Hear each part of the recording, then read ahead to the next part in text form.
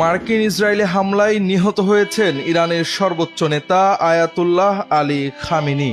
ইন্না লিল্লাহি ওয়া ইন্না ইলাইহি রাজিউন। ইরানের রাষ্ট্রীয় টেলিভিশন দেশটির সর্বোচ্চ নেতা আয়াতুল্লাহ আলী খামেনির মৃত্যুর খবর নিশ্চিত করেছে।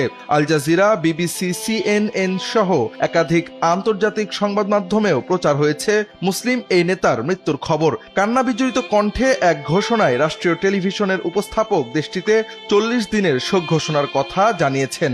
ইরানের রাষ্ট্রীয় সংবাদ মাধ্যম IRIB আজ সকালে জানায় ইরানের সর্বোচ্চ নেতা শাহাদত বরণ করেছেন। এর আগে খামেনির নিহত হওয়ার খবর জানান যুক্তরাষ্ট্রের প্রেসিডেন্ট ডোনাল্ড ট্রাম্প। নিজের ট্রুথ সোশ্যালে দেওয়া পোস্টে ট্রাম্প লিখেন, খামেনি ইতিহাসের অন্যতম নিকৃষ্ট ব্যক্তিদের একজন, মারা গেছেন।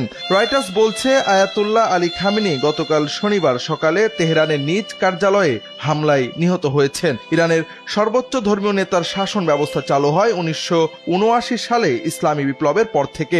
এক বিপ্লবের মাধ্যমে ইরানের রেজা শাহ পাহলভির রাজতন্ত্রকে উৎখাত করা হয়। তাকে উৎখাতের পর ইরানে ধর্মীয় প্রজাতন্ত্র প্রতিষ্ঠিত হয়। এরপর দেশটি দুজন সুপ্রিম লিডার বা সর্বোচ্চ নেতা পেয়েছে।